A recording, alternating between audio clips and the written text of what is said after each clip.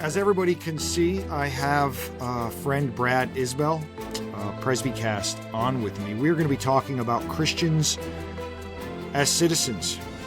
And we're both a little nervous about that. So, Brad is a friend.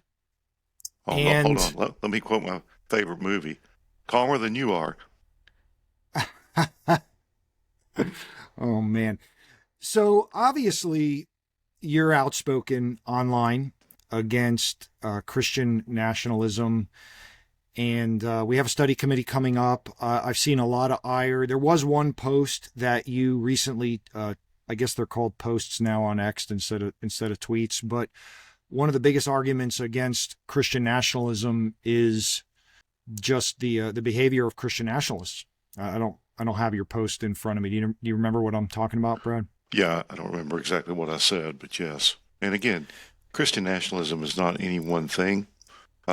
Being a patriotic American who wishes that they saw a lot more in the way of Christian values and morality in society and in the government, there's nothing wrong with that.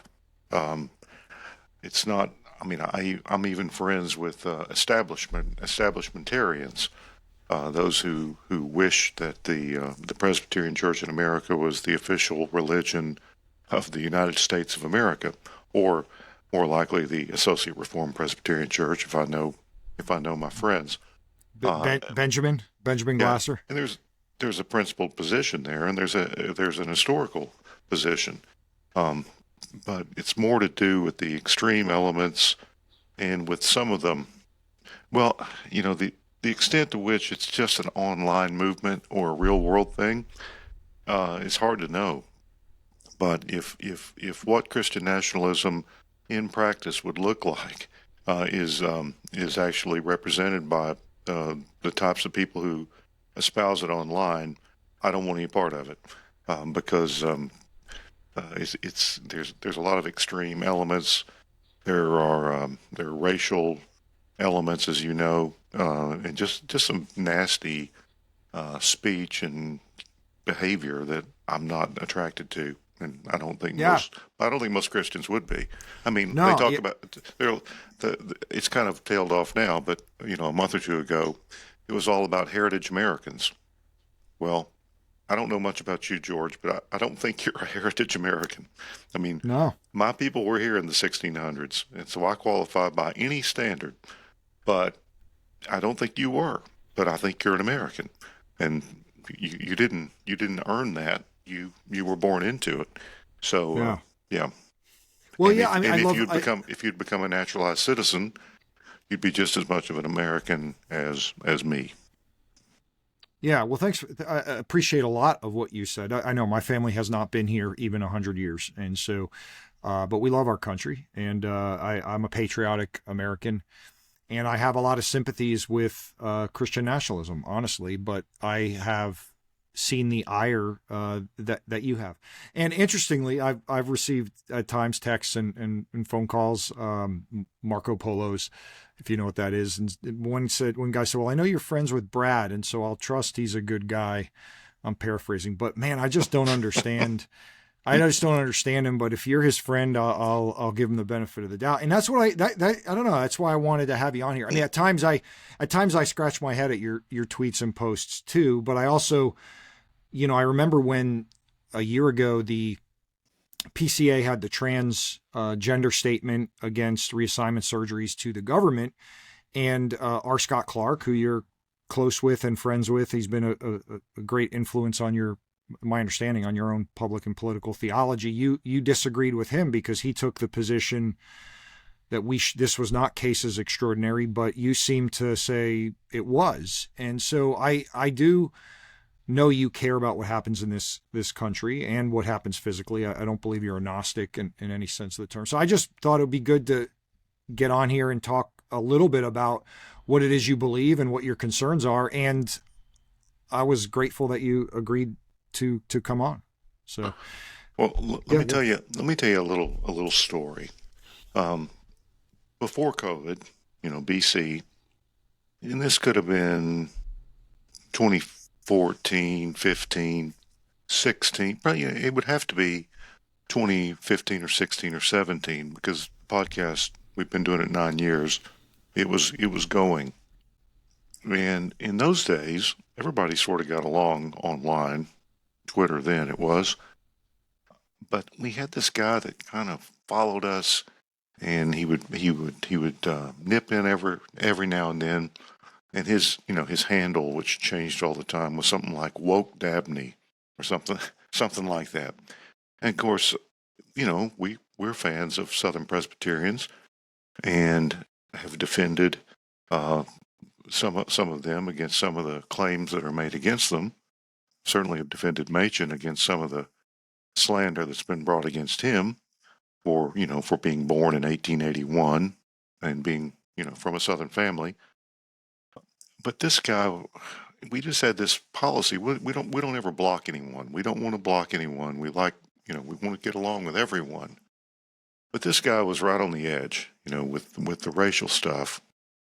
And one day, and Resby and I, my partner, we would agonize over this. We'd talk, gosh, what are we going to do with this guy? He's way out there. He says these crazy things, mean things, and arguably sinful things.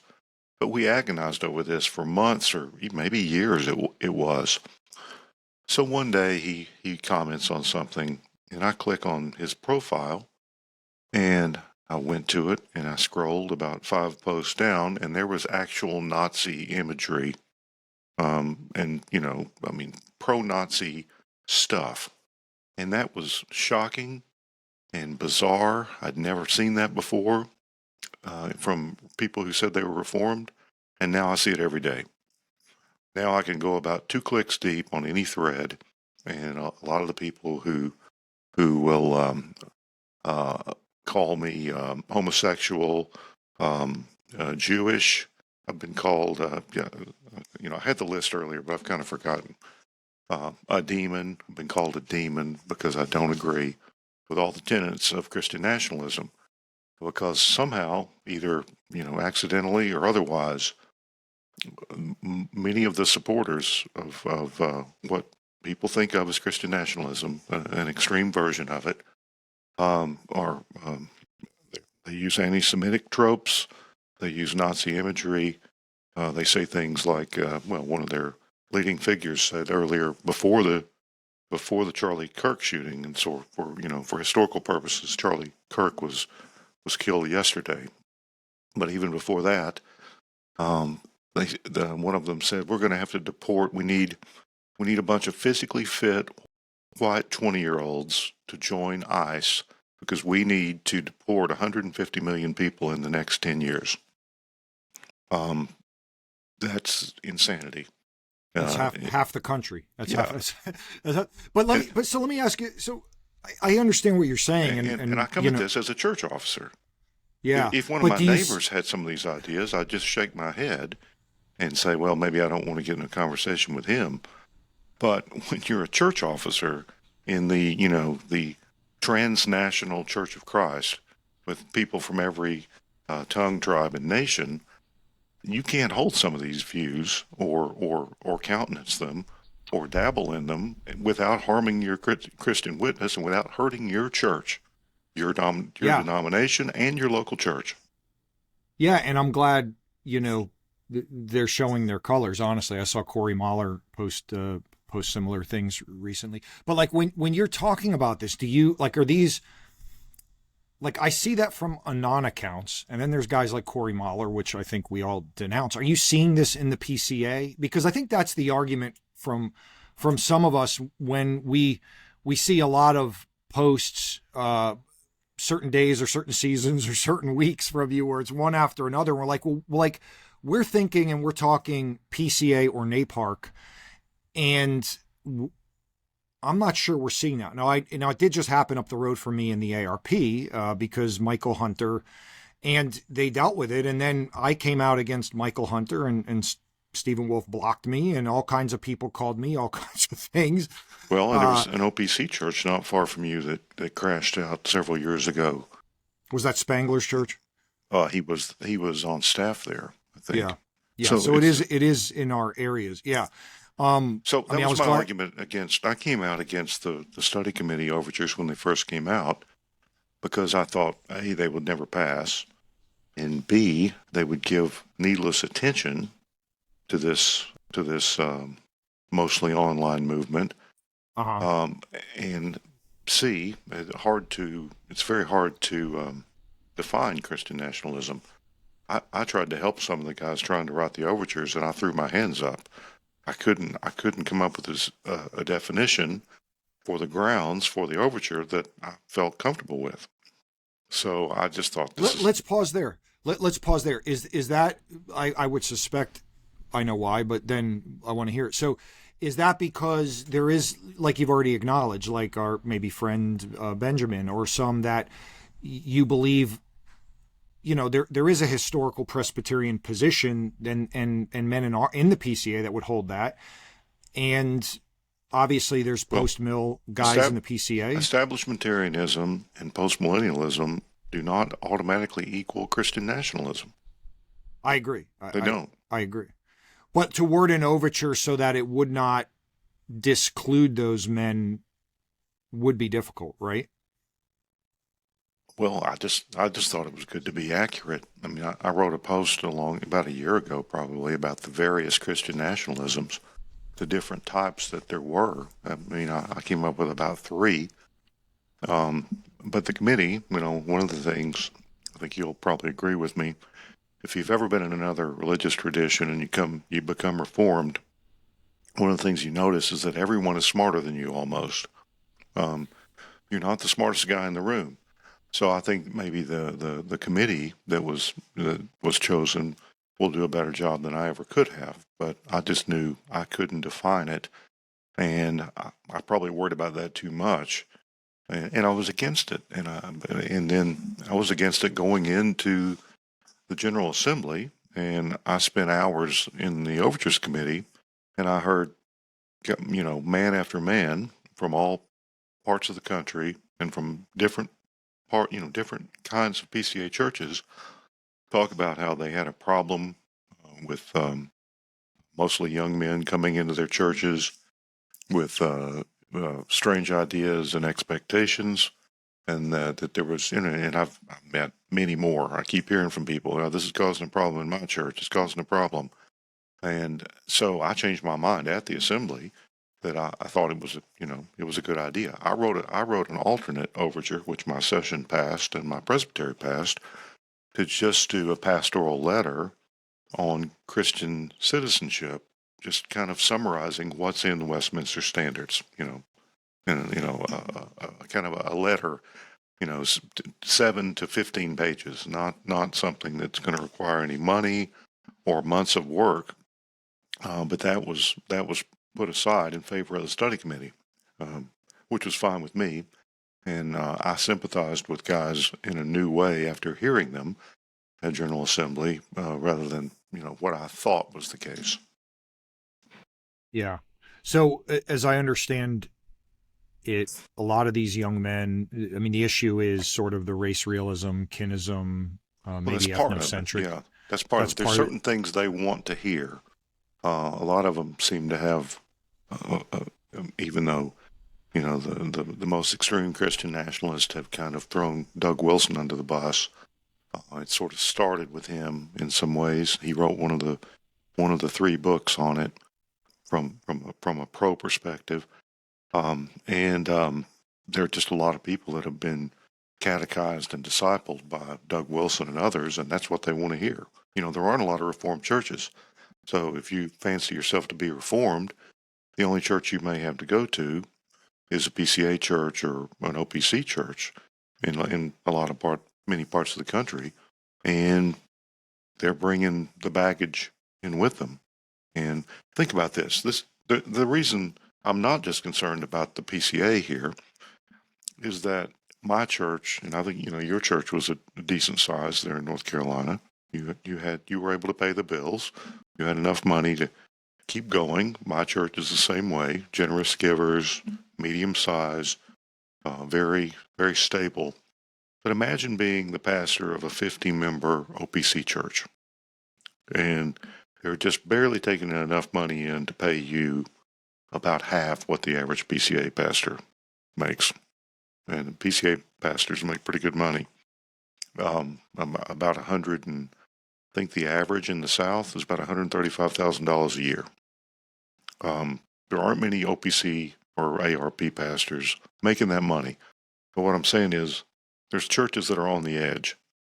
And all of a sudden, 3 families come in, and they all espouse this. If they start causing problems, what sort of challenge is disciplining them, or running them off, or just making them angry? I mean, there are going to be people that look at you like, we can't lose these people. We can't turn anybody away. We can't declare anybody outside the pale. My church is fine. Your church would have been fine in that situation, but there are a lot that are not, and because our podcast serves the whole Presbyterian and Reformed world. We're not official. We're nothing. But that's our backyard. That's who we talk to. That's who we care about. So I have to be concerned about it. Yes, I can't help it. Yes, I understand that, and I think those are good concerns. So, like, I was on the fence about the committee also, and really, just because I'm kind of down on AIC committees, honestly. But I don't think it's going to condemn. I just think the PCA comes up with study reports that kind of makes everybody, we all can just agree on it. But if it does provide the clarity that is helpful in these cases, then that's a good thing. What I want to ask about is there's all this debate back and forth, and I know Kevin DeYoung got involved in it, and about, the original standards and the edited standards and the American standards. And I'm really bad on my scholarship and history on this, but there's this debate that if men agree with the original standards in chapter 23, that the standards that we have subscribed to actually don't allow what the original standards have in them around the civil magistrate. And my position is, without, again, knowing the scholarship and knowing the history, is it's the original, the existing standards that I've subscribed to do not condemn what the original standards say. And so how can they be at odds? Now, I know Kevin DeYoung's written these articles and this and that, but my question is more around. You know what? That sounds postmodern. I mean, they say what they say. Original intent. I've never been accused of being a postmodern. Well, I know you haven't. That's why I bring that up. Think about what you're saying from an objective point of view. They say what they say, and we confess what we confess. And I understand the idea and the argument, but I don't think it has any foundation. I mean, would we apply that to other parts? I mean, what if we had changed something about justification when we rewrote the standards? But that would be a redefinition of something. But there are other things that the standards changed and took out. I mean, ours do no longer say, and I know you've seen this, they no longer call the Pope the Antichrist. Does that mean that it's against our standards if you believe he is symbolically the Antichrist? So things that, unless it condemns it. At any rate, my question is this. Do you believe then that, and this is what is going to concern guys, because there's plenty of guys that agree with the original standards.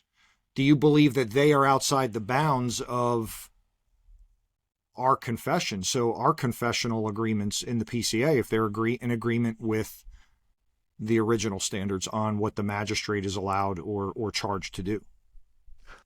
It's like every other exception that you state differences. You may or may not be granted the exception by the church court. And It'd be the So what would the Presbyterian. difference be? So if somebody agreed with, and I understand that you would have to understand exactly what they mean by it, but to what in 23:3 or the larger catechism would they have to take a difference with Well, if they believe in an established church, for instance? I don't have it open in front of me, but what I want to say is, are they going to insist on prioritizing it and teaching it? How do they hold it? How do they view people who disagree with them? If you join their church, are they going to beat you over the head? You need to be working to take the country over and install our Presbyterian monarch. I mean, thinking that was they were right to do what they to have the view that they had in the 1600s, and thinking it must be the case today are two different things. It's how It you must, hold it. right. It's how you Right. teach Okay. it. It's how you hold it. It's how important it is to you. I think what you just said is important there. So thinking that must be the way today is one conversation. But would you agree that it in history and in time it could be okay to be the case? What do you mean to have an established? I Yes. mean, we'd have to change our. Well, okay. Let's get into that. It says so. So our confession says, as nursing fathers, it's the duty of civil magistrates to protect the church of our common Lord, That didn't without giving change. preference to any denomination of. Okay. Well, the first part didn't change, but no. I mean, let's get to the important parts. Yep. The magistrate. I mean, the original Westminster Confession said that the magistrate could call synods. Right. Okay, and that was normal in that day. So what I want Was to it say is, wrong? I can argue. I'm getting there. I Okay. can argue for or against my position, and for or against yours. I can say that our standards say what they say, and we don't need to pretend that they say otherwise. But I can also say that you shouldn't be worried about the fact that this has changed, because the most culturally conditioned and of its time part of the Westminster Standards would obviously be the kind of government they deal with. Almost all churches were established in Europe in the 1600s. The Roman Catholic Church had always been semi-established. Now, was it Erastian? Was it this? Was it that? It depended on the place. How much power did the magistrate have? The Roman Catholic Church had the Papal States. I mean, there was no one thing you could say about government, but government was in bed with the church in almost every country. Obviously, that's the way it was. So, of course, they wrote it the way they wrote it. They wrote what they knew. My question is, what was the experience of every established church since time immemorial? All the state churches in Europe were established, or they were favored, or they were official. Find me an Orthodox, confessional, conservative church in Europe. Not there. The Church of Scotland, the church that John Knox founded, in great he had great conflict with the Queen, and nearly lost his life over it. Well, that didn't work. I mean, the Church of Scotland as an Orthodox church didn't last more than about 200 years. And they were abused. They had ministers imposed on the people, ministers that were incompetent or evil or just unqualified. That's why the Free Church of Scotland formed. Now, they retained the language of the original confession, but they've certainly never, they're 10,000 people now. And they came into existence because of the Christian magistrate and the monarch usurping the rightful powers of the church. So, I mean, look at establishment. Where were we established in the U.S. In the colonial times? Well, one of the places was Massachusetts. Tell me about the religious life of the state of Massachusetts at the moment. And most of those established churches, the congregational churches in New England, they very quickly became Unitarian. Establishment is no great help to the church. And I think in the place where we live, which is the only place we have to live right now, it's not an option. And I don't think it should be. There's plenty to preach and teach without fixating on establishing the church or turning it into wedding it much more closely to the state, which I just think is unwise, and it's going to would do more harm than good. Yeah, I'm not, admittedly, really equipped to defend or contradict that, or defend it or argue against it. To be honest with you, it's historical. It's an historical and pragmatic argument. It's common sense. Yes. We do have common sense, I think, and we're it's fine to use it. And I look at history, I look at human nature, and well, I think again, I can't argue for Stephen Wolfe or something, but like, if I think their argument is, well, how are we doing as a nation? Well, and the church within our nation. And so is your point simply, well, you're not responsible for Christians in the country. You're just responsible for your denomination, I guess. No, I'm church first. I think the only hope for any place is the local church. That's where it all starts. And think about all the different places we have local churches here: Utah, Massachusetts, New York City, South Carolina, where it's very easy to be a Christian. California, where it's almost illegal to be a Christian. Should Christians work for reform in those places? Yes, but what they really should do is try to plant more churches and convert more people. Our church has a spiritual mission, and when we tangle it up with the secular or the civil, I just think it's a recipe for disaster. Then we pray for the magistrates. Yeah, my pastors prayed for the president when it was Obama, and when it was Trump, and when it was Biden, and now again.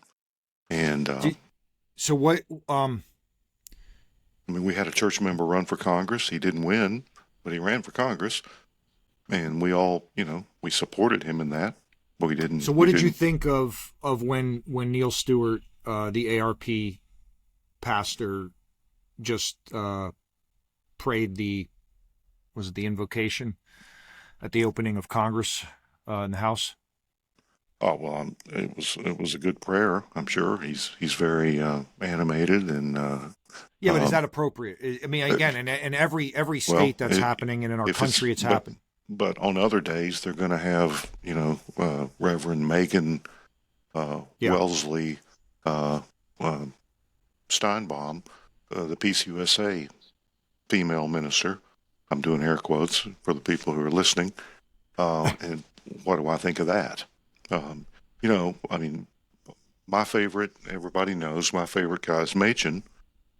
Machen argued against prayer in schools, and he argued against posting the Ten Commandments. But he said turning the law of God into a device just to sort of improve morality and make things go a little smoother is it's a misuse.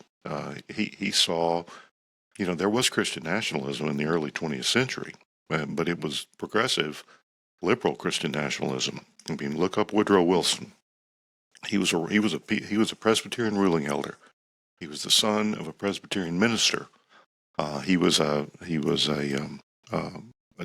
Democrat, which were the conservatives in those days in many ways, and he was about as progressive as they came. But the type of religion that he typified was highly valued because it was seen as useful. If you read in Christianity and Liberalism, I don't know if it's in chapter 5 or 6, he talks about, we're going to build a big subdivision somewhere, and the developer comes in and he puts in the streets and the houses and everything, and he thinks, oh, we need a church. So the developer builds a church, or the municipality, they approve it, they're in favor of it. He says that's, when Christianity is turned into a tool just to make the community better. I mean, think about the For the City crowd. Think about Tim Keller and his friends. You almost got the idea that cleaning up the neighborhood or redeeming the arts or helping everybody get along was just as important as the gospel. Machen's point was that the gospel was being ignored in the early 20th century by the mainline churches, but they loved religion. They loved to have churches everywhere, and he just wouldn't go there. It's a principled position. I understand people would love to have prayer in schools, but and they would love to have scriptures on the wall. But if you happen to live in Utah or parts of Idaho, would you want that? Where there's a Mormon majority, or if you were in an Irish neighborhood in Boston, where the Roman Catholic priest comes in and teaches and leads, do you want that? I don't know. Yeah, I got so many thoughts going on. I mean, I think, of course, I'm never going to trade the truth of the gospel and lives, people being saved and lives being changed for outward moralism. But like, do you remember? Politicians love that, though. Politicians, just like the Democrats use the progressive, Reverend Robert, what's his name? I've got it. Jeffrey, huge guy. You remember Jeremiah Wright? Yeah. All politicians love preachers. They just want them to support their what. Yeah, but do you remember like Russell Moore lauding? I think it was Russell Moore, sort of gleefully saying he's glad we're not Mayberry anymore. In that article, in other words, there's more clarity on who's actually a Christian and not, as opposed to a 1950s. He's talking about the Bible Belt. There were more than one of those. Yeah, I mean he's saying that kind of. But isn't it a nicer place to live? I mean, okay, but is that why you want it? Is that why you want it? Just because it helps property values? I mean, no, but I do care that my I have a family in Charlotte, and right. They don't need crazy murderers stabbing people in nice parts of town or in any part of town. I mean, no, but that's not what we're arguing for or against. And I don't agree with the way Russell Moore and David French have spun these things, because they were belittling people, of. But there is a kind of folk religion in the South. It's very shallow. It's very Arminian or semi-Pelagian. You walk the aisle, I'm saved, and they never come back to church. That's probably some of what they're talking about. I mean, it does cheapen the gospel. It does cheapen the church, but there's cultural Christianity everywhere. The Roman Catholics deal with it. I'm sure there are, just of course, there are just some parts of the country where there are hardly any Christians of any kind.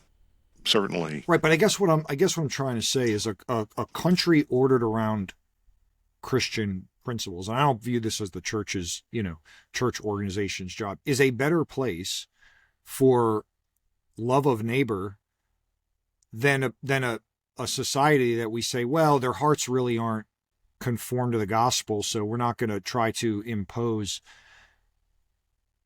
what we know is best for human life upon them until their hearts are there. Like, isn't it both? I mean, we are called to love neighbor, and we do know the truth of how that works. Why would we not, at what point then are we able as Christians to so how do we do it? I mean, because exactly. Murder's already illegal. Abortion is not, sadly, in some places. You work to change those laws. Right, but on what basis? On because even Wolf talks about his whole project is on the basis of nature. It's not based on the basis of special revelation, which is interesting. He's amillennial. He's not in the post-millennial camp. It's heavily nuanced, and it's very theoretical. And when I pressed him when he was on our show, and I heard him do this with Chris Gordon, he said, well, it's just a theory. It's just an ideal. Well, we don't need theories or ideals.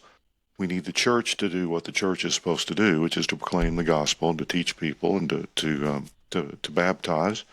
And then if God blesses that and the country changes radically, that's great. If not, we still have to be the church in the meantime. We have to be the church in 2025 for here, where I live, where you live, all over the country. Now, there are people who would like to see the country break up. There are people who would think rather than use the religious liberties that we still have in most places, we should replace the Constitution with something else. We should have a Protestant Franco or an authoritarian leader, and we should impose these things. You don't see, outside of Israel, the Old Testament theocratic Israel, you don't see the imposition of religion. I just don't see it. I don't. But how do you define the imposition of religion? As I understand, Well, I'll give you one. I had an ancestor in the very early 1700s, I think. It could have been the late 1600s in colonial Virginia before the Revolutionary War, and the Anglican Church was the established church. Now, if you want to get into the minutia, how much toleration did they have of other religions? How supported was it by the government? That's, it was the church of the state. It was established.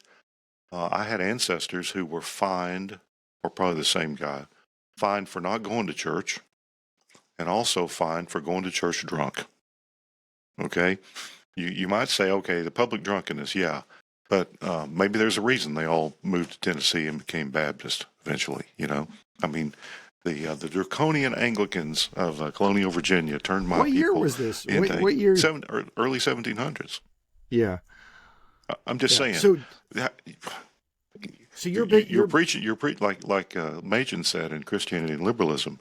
He says he took up for immigrants in his day, the Italians and the Germans, and he said, we come at people with a Bible in one hand and a club in the other, and he was talking about the kind of the cooperation between the church and the state, or kind of the community or the powers that be of the time, who mainly wanted them some religion in the cities to clean up the dirty immigrant children that were running around, and to help socialize and Americanize these people.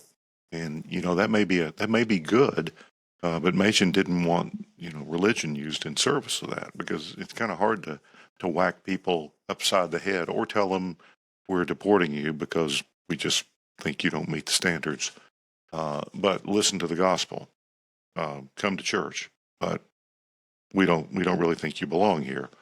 I think he was, and he had sympathy for the Germans. A lot of them were just terribly discriminated against before and after World War I, immediately before and after. And there were states that banned foreign language instruction for children. You basically couldn't teach a foreign language till the kid was in the 6th grade or something like that. And there were laws in the state of New York called the Lusk laws that cracked down on private schools. Some of those private schools were Marxist or socialist schools.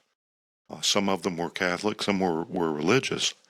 But Machen opposed that law in its entirety because it cracked down on liberty. He valued liberty above imposing, an Anglo-Saxon Protestant model on the country. Now that you can say that was a bad idea, and it's given us bad fruit, but I don't think it's ever that simple. And using liberty, and we do have a lot of it still in most parts of this country, to preach the gospel. I mean, ask the Apostle Paul if he would swap places with you or me. I think he probably would. And I think he would want to make the best of it and to have the church do the spiritual work of the church. Now, Christians can band together and do political things and build schools and do all sorts of things, but the church as the church, they have a different mission. Do you hear people, particularly in the PCA, disagreeing with that? I mean, even Wolf would say what you just said. Oh, I I mean, don't think he so. doesn't. No, it's not his ideal at all. I mean, if you read about the main Yeah, I problem, just finished. I mean, he wants the church to be the church. He doesn't see the ministers have a role in doing this, and he wants Christians to band together to do his project. I don't. right, right. He calls I it a mean, I non agree with. he calls Good. it a non-established church. But if you read the powers that he would give, ideally, to the Christian prince or magistrate, it's building churches, funding seminaries, paying ministerial salaries. That's in there. Um, Demanding that the pulpit be higher than the table, which it should be, but that's not any business of the state. Um, he makes very nuanced arguments, but what he's talking about is an established church de facto that's largely under the thumb of whatever politician is in charge. We call him a Christian magistrate. He's got all these powers. He can call What senate. what Do you want a paycheck from the government? Do you No. want Well, I like no. I mean, I'll take money from no anybody, no? I Brad, mean, but no, but well, no. no, no. Whoever pays you I know, has I know. has a certain amount of You're control beholden over to. you. Yeah, no, I was kidding. So, but I'm trying to like, if a group of citizens, not the church, a group of citizens who happen to be Christian want laws that reflect Christian values and principles and prioritize Christianity, is that wrong for them to do, for them to do and pursue? Well, okay. So if we're talking about Christian morality, natural, I mean, the law written on man's heart, something that reflects that we all know. I think, what we would call the second table. I mean, our laws largely reflect that now. Well, in a lot of places, we have a problem with enforcement and implementation rather than What about first table? Like, what well, about I don't Sabbath? know. I mean, Okay, we both so, grew up under blue laws. right. So, I mean, I remember them. all right. So, you trust, I mean, you believe in total depravity. Of course. I see. Well, so the amount of trust that some people put in Donald Trump, for instance, who I voted for, okay, happy to do it. I didn't have to hold my nose. You vote for whoever gives, who's closer to the proper morality and protecting the country and all that, even though with all the baggage and all the problems. But then, he posts memes and says things about. I mean, he doesn't understand the gospel at all. You heard No, what he he said doesn't. a few months ago. Yeah. He's not. I don't think he's a Christian. I wonder if he doesn't use the church as pragmatically as any other politician would. Um, but do you really? So there are different ways to look at the law, the Ten Commandments, church government. Do you want those things to change every time the leader changes? I mean, No, I don't. But I mean, but if we agree that the citizen, especially in our country, can, we have representative government, and the citizens want this. No, I don't want it to change repeatedly. But if that's how laws are being made, for instance, you're in Georgia, so if there was a referendum on the ballot somehow that, it was going to be codified into the state constitution, and it went to the citizens to vote that, businesses need to be closed on Sundays except for public accommodations or something, or even, on Sundays till noon. Would you be in favor of the citizens choosing that? Would you enjoy that if that were the law? I think I would vote for it. I might not vote for it if I thought that it would pushing it or having it for 2 years until it gets overturned would make it much harder for the church and for Christians. I mean, I'll give you an example. There's a mega church that's between my house and my church. And it's on a 4-lane, it's not an interstate, but it's a 4-lane state highway. They're so big that they have 2 or 3 church services on Sunday. And they basically have been allowed to employ off-duty policemen who are working on Sunday, by the way. So they pay them to work on Sunday to do rolling roadblocks on this 4-lane road. And I've during COVID, we were streaming for just a few weeks, but I was the guy that was making all the tech work, So I'm at the early service. We split the church in half. We're meeting, but we're meeting, 2 services instead of one. And I do the early service. That's my care group's week to be at the early service. I head home. Well, they have a problem with the streaming. And they said, come back. You have to help us fix this. You're the only one that knows how. It took me about 30 minutes to get back to the church because there was a rolling roadblock on that interstate. For the convenience of that church, every pagan, unchurched person, whatever, that had to use the road that day was inconvenienced. And to me, it made the church look bad. It makes that church look bad, and it actually generates hostility towards it. So I guess, in an area where, it's a pragmatic argument.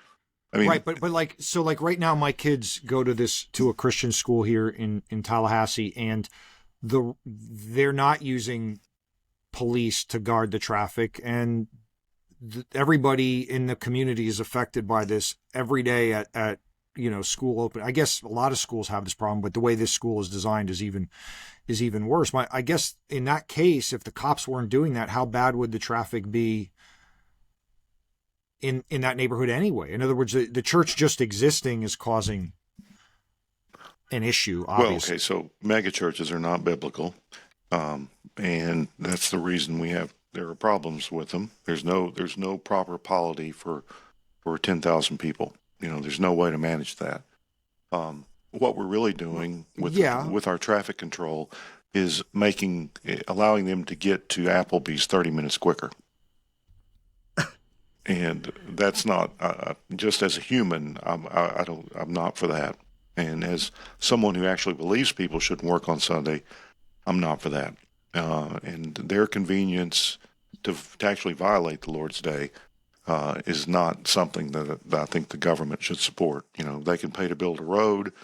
They can give people little tickets. Okay, you get to leave in 5 minutes. You get to leave in 10 minutes. Their convenience is prioritized. Largely because they're a voting bloc, because there's enough people at that church almost that they can elect the county mayor or the sheriff. We have an elected sheriff, and it's amazing how the sheriff favors the 2 largest churches in West Knox County. But yeah, so it's like in Hungary. Okay, you hear about Viktor Orban. Oh, he's the greatest thing, right? Hungary, morality, great country. It's the best country in Europe now. Well, my church supports a missionary in Hungary. What he'll tell you is, no, Viktor Orban supports Roman Catholics, who are half the population, and the liberal mainline established church, semi-established Reformed church in Hungary. He doesn't do anything for the little churches. He doesn't do anything for the Orthodox churches. He doesn't do anything for the confessional churches. That's, to inject religion into electoral politics and to lobbying and power plays, I don't see any good that can come out of it. It's fallen human nature. I don't expect a magistrate to. If he's not a pastor, I don't think he's competent to judge. So you have an established church. You have to decide what to do with the other churches. And I get that. What's orthodox and what's not? Defending it one way or the other. Who decides? Yeah, no, and I hear that in a lot of your responses. Especially in our country, where every 2 years or 4 years things change, and that's not a stable situation. But I also don't know that's reason to pursue the good. My question is, for the PCA and the Christian Nationalism report, again, a lot of what I think you're arguing against isn't going on in the PCA. I also think these 20-year-old men that are, causing trouble for past. We're equipped to answer them on these things. But okay, we'll have a document that does this. Do you feel like you're at peace with either guys that are arguing for establishmentarian positions or post-mill guys that are sympathetic to Christian nationalist tendencies, so long as they're not racist and maybe have some of the other issues that you're, because I think that's the concern. I've often heard you say no enemies to the right, and you're not espousing that position. You're speaking about that sort of against those who are taking that position. But again, I'm not seeing such a huge widespread problem in the PCA. No, I it's don't not. mind us having clarity. So do you feel like once this CN report is out, like we in the PCA will be at peace on this issue, or do you believe there's stuff going on in the PCA or men holding positions and trying to further those positions that are at the detriment of our mission? No, I don't think there's a crisis now of any sort. I think there are some men who are made some very unwise associations. There's a lot of overlap with Moscow, Moscow, Idaho, Doug Wilson. We know the problems there. They have ethical problems, but the federal vision was a thing, and it never really went away. Paedo communion. I mean, would the Christian Prince outlaw Paedo communion? I guess I'd hope so. But a lot of the people who want a Christian Prince right now are at peace with Paedo communion and in views of justification that are right there on the edge. And again, it's not for the Christian magistrate to judge those things. But yeah, I don't think we need to. I think there will be problems. There are parts of the country. Texas has a good bit of problems with this. Again, I hear from people about every week who say, "Yeah, we've got this problem and we don't know what to do." Our churches, there's strife and turmoil in the church over this issue, and I just don't know. I think some guys need to decide whether they're going to be Christian nationalists or Presbyterians, because there's. Why'd you support what we all supported, the statement from the PCA to the government on transgender reassignment surgeries? Because our confession says that in cases extraordinary, we can speak to the magistrate. And so you viewed that as cases extraordinary? Yeah, and at first I didn't. I mean, so I've got friends in the OPC who drugged me over that. Like you say, Scott Clark, he was not a fan of it. But I realized it's sort of like with the Christian nationalism thing. We were teaching through the confession at church, and I don't think I taught the part on the chapters on the magistrate, but I kind of gave a report. I said, the PCA is considering making this statement, and the people in the church were, their heads are nodding. They're very concerned about it. And I learned that they were far more concerned about it than I knew that they were. And I just think it was reasonable. I think it was helpful. Did it help? Did it help anything? I don't know. I think as we're not evangelicals. We're not mainline. We're sort of a different thing. We feel insignificant. I think that when we can reasonably speak to something like that, we ought to. Because people are concerned about it. It does affect people's lives. The transgender thing, people know people. We haven't had it in our church, but that everybody knows somebody, some family where they've got a confused person, and it's a creation level issue. God created them male and female. That's as basic as it gets, and I think we can speak to that. Just like we can speak to abortion. If assisted suicide became legal in this country like it is in Canada, we would absolutely speak to that, and I would support that. Now, whether we should try to make everybody, Christians and non-Christians alike, not work on Sunday, and bar the Seventh-day Adventists from worshiping on Saturday, and outlaw the Jewish religion or even Islam. I think there's pretty good pragmatic arguments to be very unfriendly to Islam in this country.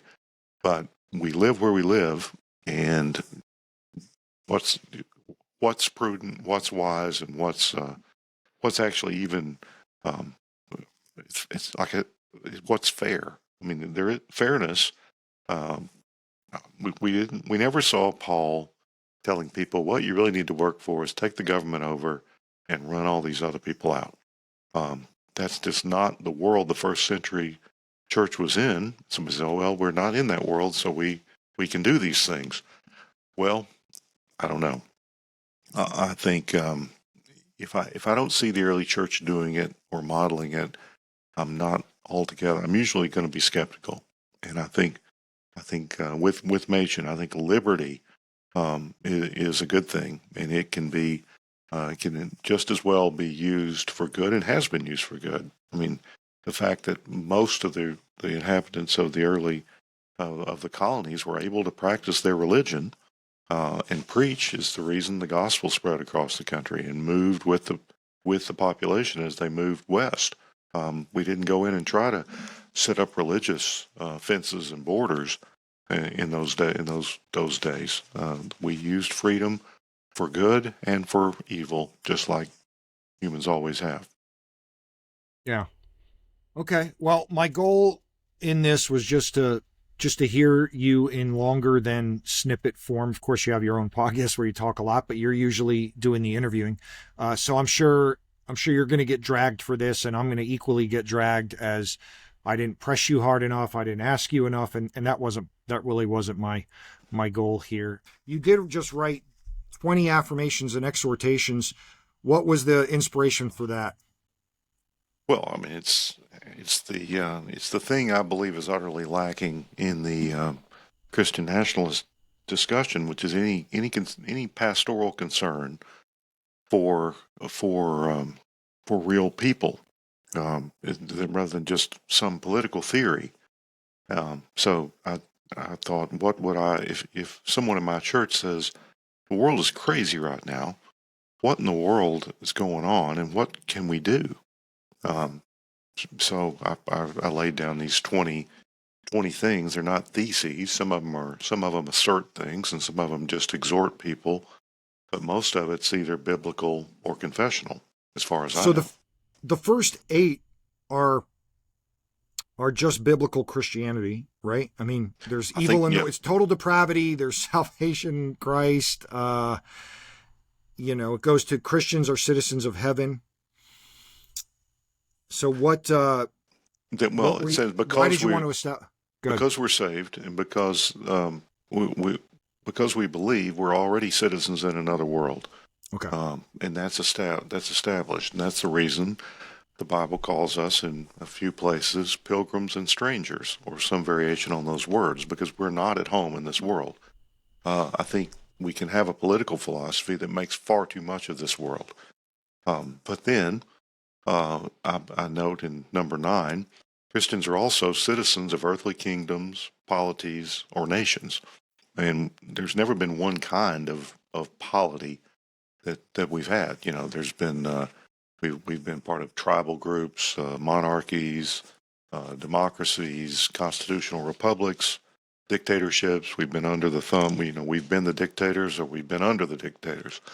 But it's a recognition that we are earthly. Most of us, unless you're just a world traveling homeless person, you're a citizen of an earthly kingdom of some kind.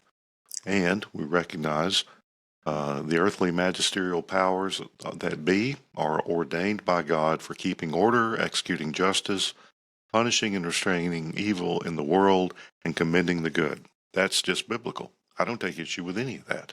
Of course, we want the government to do those things. Whether we want it to be official, one denomination, that's the question we've talked about earlier. And I know that we're commanded to pray. We talked about that. And then because of the fall, because there's sin in the world, even these God-ordained governments fail. And they fail us, and they don't glorify God. God uses them. I mean, God used Nebuchadnezzar to punish. He used the Babylonians to punish the nation of Israel. They weren't doing good things, but they were carrying out God's appointed purposes. I bring up the doctrine of resistance that Calvin and others developed, the doctrine of the lesser magistrate, saying that if we need to have a revolution or a revolt, we need magistrates and officials to lead that, lesser magistrates. let's talk. So that's number 13. According to Reformed doctrine, lesser magistrates may resist evil, tyrannical, or unjust magistrates. It's interesting you say this, for the good of the people and the glory of God. And so, Yeah, because it's not just about us. I mean, we're not a prosperity gospel just trying to make things easy for ourselves. There's God's greater glory is always more important than our earthly good. but would you concede then that the Christian could be making that on the basis of what he knows as a Christian?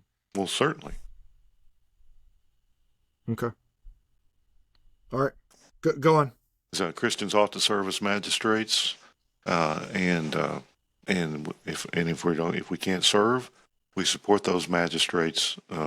If we can't have Christian magistrates, we're going to support the best ones, the ones that support creation order, biblical morality, that sort of thing. So I love that. By the way, I love that. If you can't have Christian magistrates, we're going to support the best one. yeah, and that's what Paul said in Romans.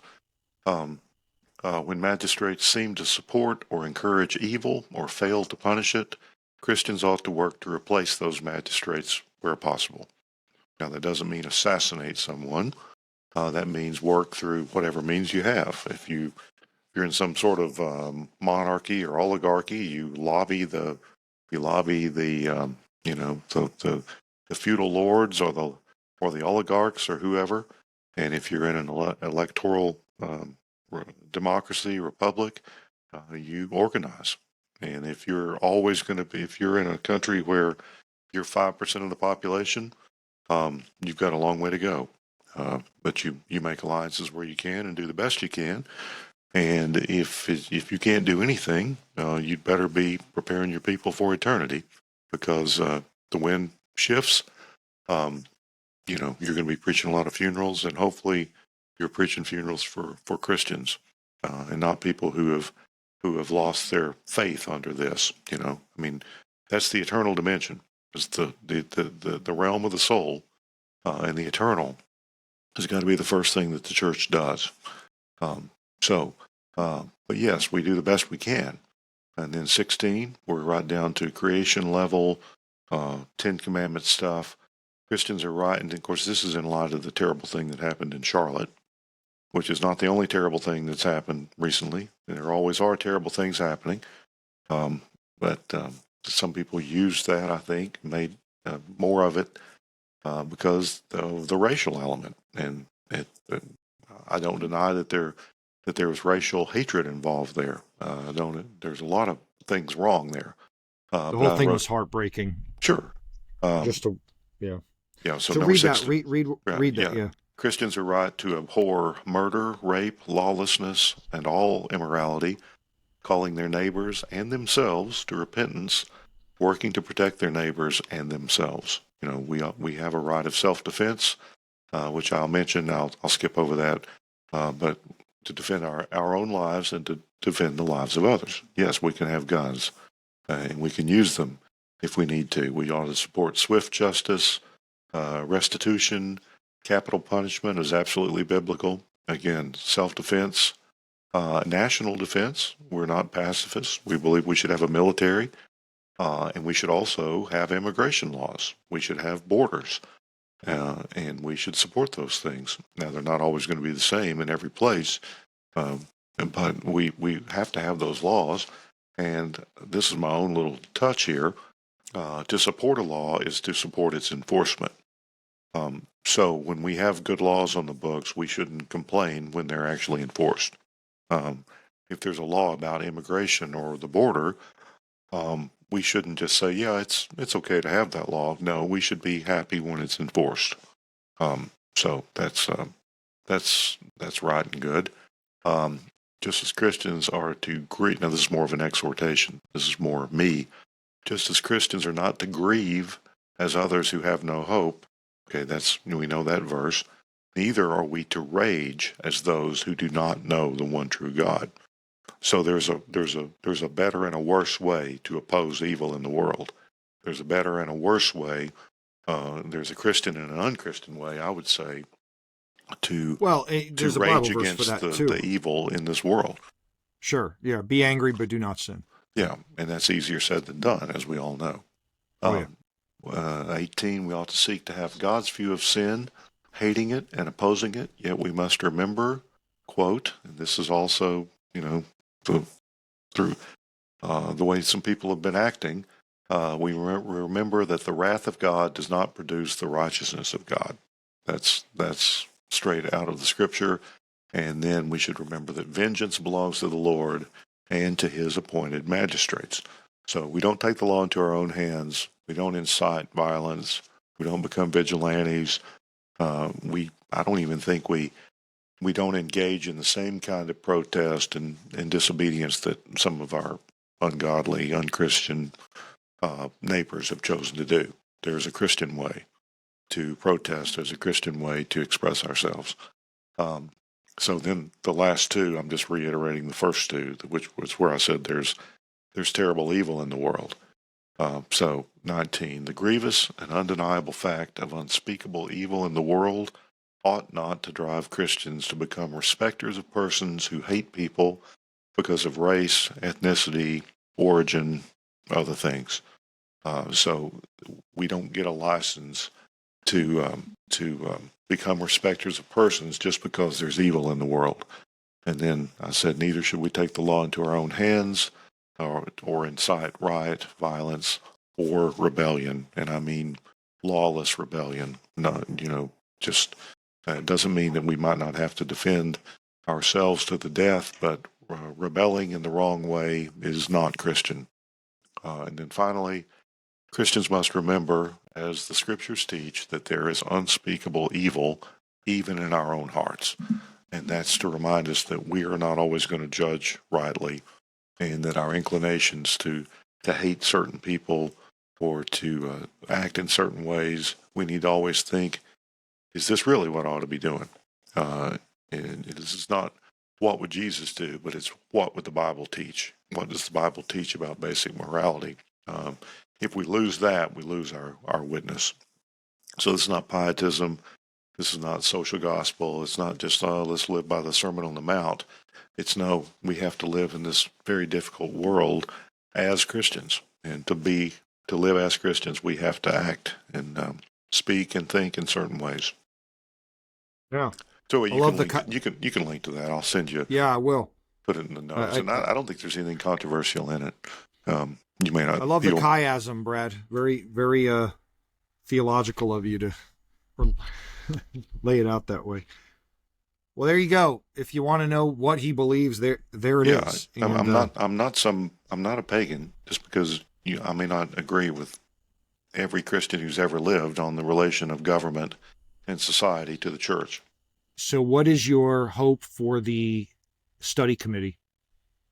Oh, I don't know. I think it'll probably be pretty good. I'm glad I wasn't on the committee because it would have been very difficult. But I hope people will. And I said this. One of the reasons I was against the committee, I said the craziest Christian nationalist will declare a victory, whether we vote for this committee. If we do, that gives them attention and credibility. If we vote down the committee, they'll say we were right. There never should have been a committee. If there is a committee that says anything positive about Christian nationalism or establishmentarianism, that's a victory. If they're criticized by the old squishy progressive PCA, that's confirmation. They don't like us, so we must be right. They'll declare victory in any case. But most people in the PCA are not going to view it like that. They're going to read it, and they're going to learn some things, and some things they will think maybe we should have said more about this and less about that. But I think it can be helpful. I mean, remember, we've had what I would call conservative moderators for the last several years. That moderator appoints the committees. So the committees being appointed in since 2021 or so have a different they're good committees from my perspective, and I'm not gonna immediately just assume it's not going to be good and not going to be helpful. But it is just a study committee. But this is actually the best use of a study committee because it's informational. It's analytical. It's a snapshot. It's of its time, and it may not be useful in 5 years, but I think it will be useful to some people. Do you think they're actually going to get their work done by the spring to report at the assembly? I think I so. don't see how that happens. Really? Yeah, because Wow. the only thing more brutal than having to do it is having to do it for 2 years. So Yeah, but there's so much. I would think it's going to take months just to limit the scope of what they're trying to do. I don't know. It's a big undertaking. I don't assume that as a group. Okay. Yeah. Yeah. Yeah. I think if it was one man, it's one thing, but when you're trying to collaborate, that's a lot of, yeah. Well, Brad, I appreciate it, man. I'm going to, is that you have anything else you want to share? No, on, I'm just on any of this? glad Okay. to talk to you because, Yeah. we're not enemies. No, not at all. And I just like people to think about the practical implications of these things. I mean, I was in the news business for more than 10 years. I've been right near a lot of politicians, very very close. Spent a lot of time with people you've heard of, and I have a perspective on politicians, magistrates, Christian princes. I mean, I've seen guys who wanted everybody to think they were a Christian prince. And I'm sure. I was not impressed. And I've been with cops, and I've done military junkets to Central America with politicians, and I've got a perspective that's informed by real life, my real life, not anyone else's. But I don't apologize for my view of mixing church and state. Yeah. So I'm gonna close with 1 Timothy 2. This is kind of my guiding passage on this, and of course, my new call as ministry to state is highly involved in ministering within government spaces, and I'm in the fundraising phase right now, but I'm already having great meetings with people that work in government, and just trying to help them live out the Christians there live out their faith in a complex place, and then hope that I reach non-Christians with the gospel. And so 1 Timothy 2 says, first of all, then I urge that supplications, prayers, intercessions, and thanksgiving be made for all people, for kings and all who are in high positions, that we may lead a peaceful and quiet life, godly and dignified in every way. This is good and is pleasing in the sight of God our Savior, who desires all people to be saved and to come to the knowledge of the truth. And it goes on, of course, and talks about Christ. But what I love about that is the first reason that's given is, and believe me, I'm all about evangelism, but it's not evangelism.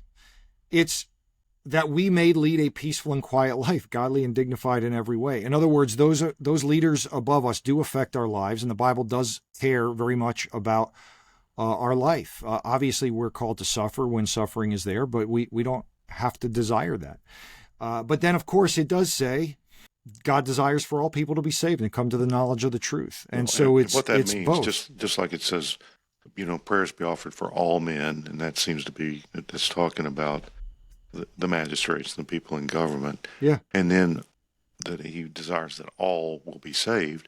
I think what both of those, it's best translated, all kinds of magistrates and people who serve us, and all kinds of people in the world and in our land, which tends to mitigate against the whole ethno-nationalist dimension that we see with Christian nationalists. I wonder how devoted to foreign missions, in particular, Christian nationalists would be. That's what our country's been noted for. I don't think we would be anymore if we put certain people in charge.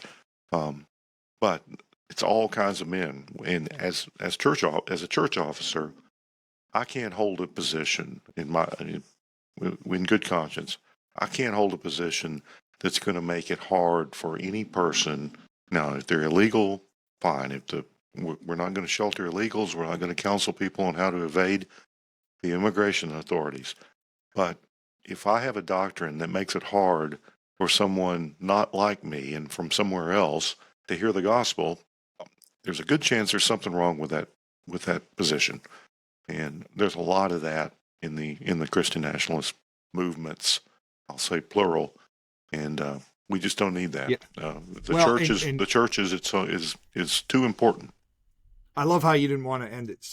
So. You can But edit me out. I agree. And one of the conversations I was having with Stephen Wolf when he unblocked me and we debated back and forth was so much of the first half of his book was about exclusion, separation, boundaries. And believe me, I understand the need for strong boundaries as a nation, but I'm talking about cultural boundaries.